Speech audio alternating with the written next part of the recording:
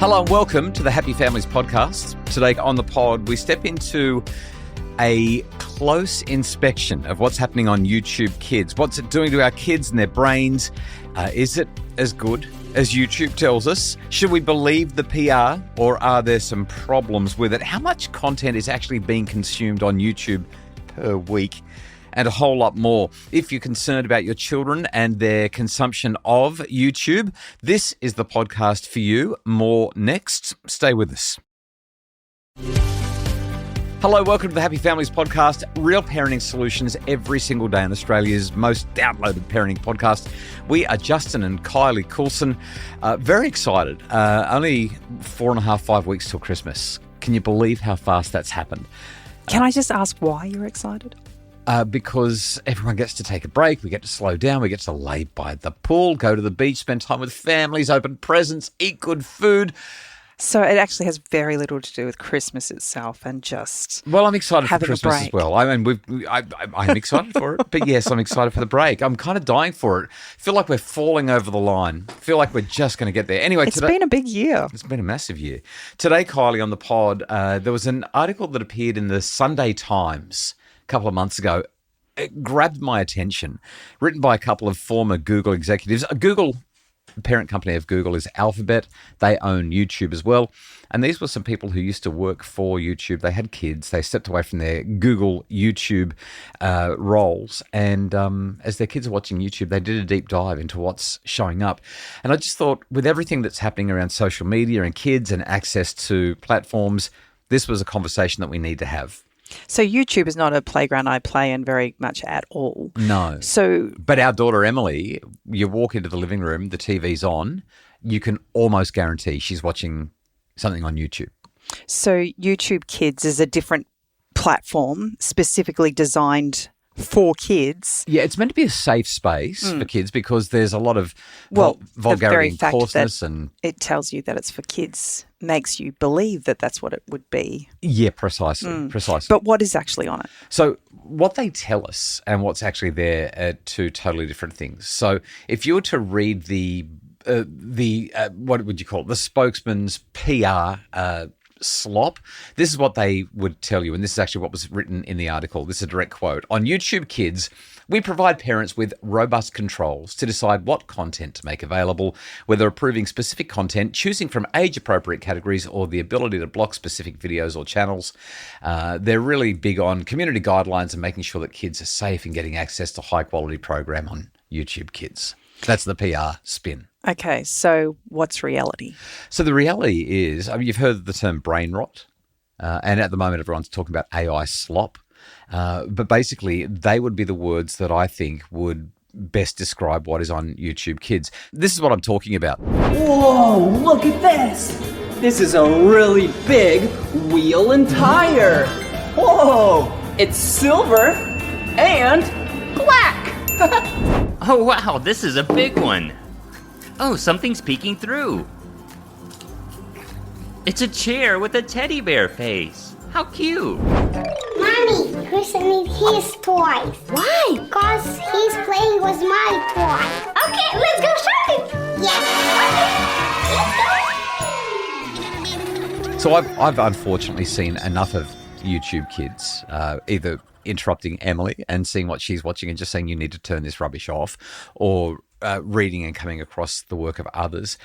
In a nutshell, what I would say is this. There's a whole lot of promotional and commercialised stuff around toys and sugar and garbage and slop. Most of the programming, literally most of the program, has no narrative arc. There's mistimed dubbing of the audio over the characters. Shallow content. In a nutshell, I would call it total rubbish. I don't want to be too rude about it, so I'm trying to be careful about what I say. Total rubbish is probably the softest that I can come up with. And here's what the people who wrote this article, Stephanie Thompson, she wrote this. She said that she sat down and watched what her child was watching on YouTube Kids. And the video that she watched on this particular day made her pay attention. In it, the brother tricks his sister into thinking she's gained weight.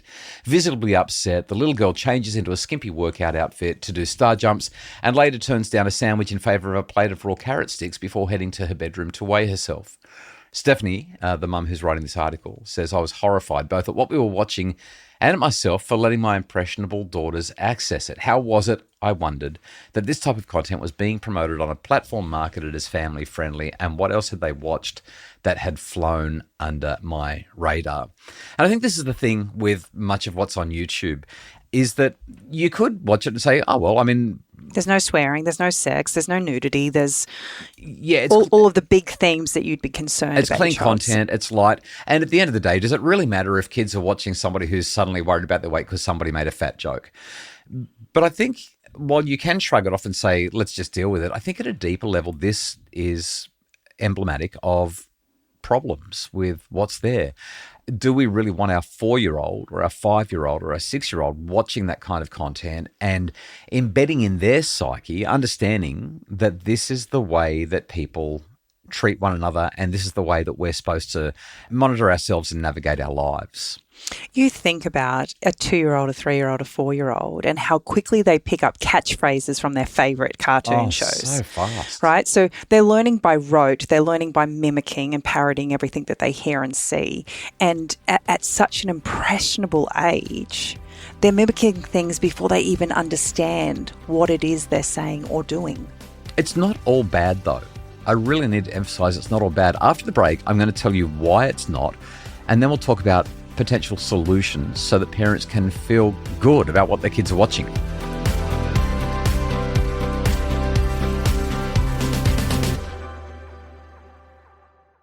You're back. This is the Happy Families Podcast. Thanks so much for joining us. If you're enjoying the pod and you're getting value out of it, please share it with your friends. Please like it. Please leave us a 5-star rating and review. We love those ratings and reviews.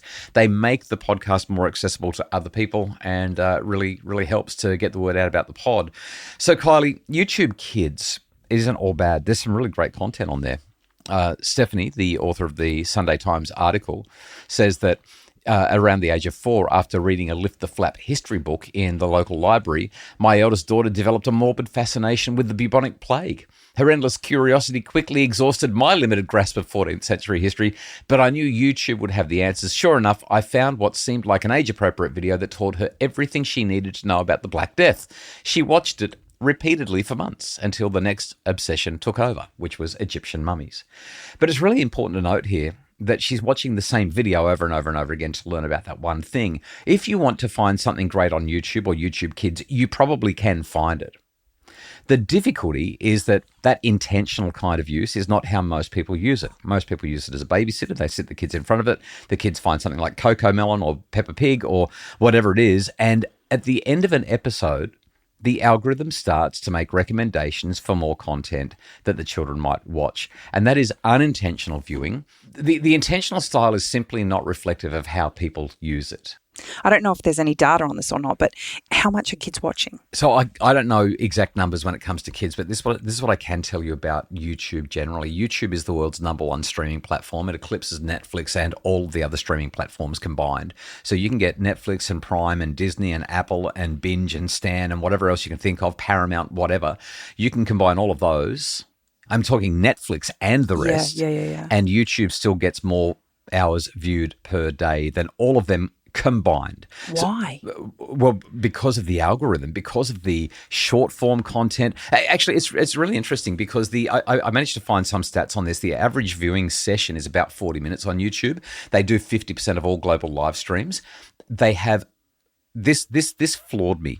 Over 1 billion hours of YouTube content is consumed daily.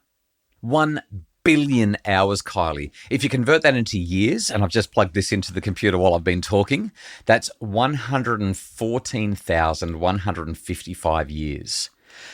That means every single day, 114,000 years of content is consumed on YouTube alone.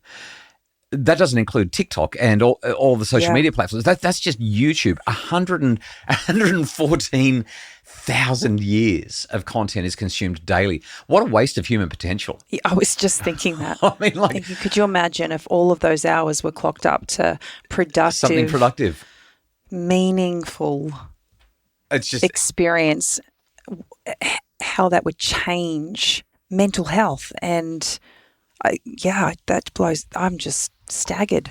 There's one more stat that I want to share with you, Kylie.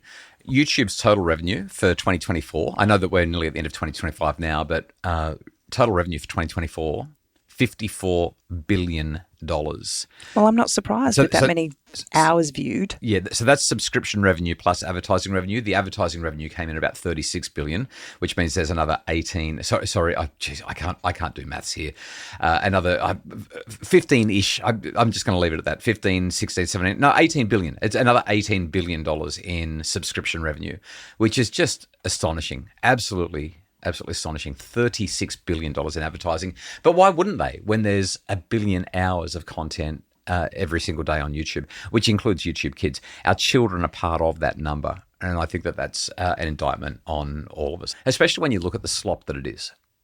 So will viewing be affected by the social media ban that's coming in at the end of the year? At this point, there's still no clarification on that, but the clock is ticking. We're less than a month away from it, and I'd say we'll find out pretty soon. At this point, YouTube looks like it will be included. So if you can't have a YouTube account, that would probably include a YouTube Kids account, because the whole idea of not having an account, not having a profile, is to make sure that you can't be algorithmically followed and have those suggestions made. So my prediction is that YouTube Kids will be blocked, or at least kids won't be able to have an account. I don't know if they'll actually block or take down the service in Australia. I can't be sure about that, but we should be so lucky. And here's the thing. YouTube as a commercial enterprise is not going to police it. They're not policing it. They're going to say this stuff is all in harmony and it's consistent with our community standards. And when you're getting a billion hours daily consumed, they're winning. Parents shouldn't have to police it. I don't think parents know how to. It's too hard. But the quality of programming, I've said this 1,000 times, turn on the ABC app and let your kids watch ABC Kids. The content there is vastly superior to anything that you're going to get onto YouTube. We should be so lucky that the social media minimum age legislation will come in and include YouTube Kids. That's my hope. Anyway, that's all I wanted to share on the pod today. I just thought it was an important conversation for us to have as a highlight, just to remind parents, YouTube Kids is not serving your children well, and there's a whole lot of reasons why you want to get your kids doing something other than being on YouTube Kids. I'll link to the Sunday Times article in the show notes so that you can have a look at it if you're interested in more. The Happy Families podcast is produced by Justin Rulon from Bridge Media. Nim Hammonds provides research, admin, and other support. Thanks so much for listening. And if you want to join us again tomorrow, we've got irrational fears being discussed with one of our tricky questions on the Happy Families podcast.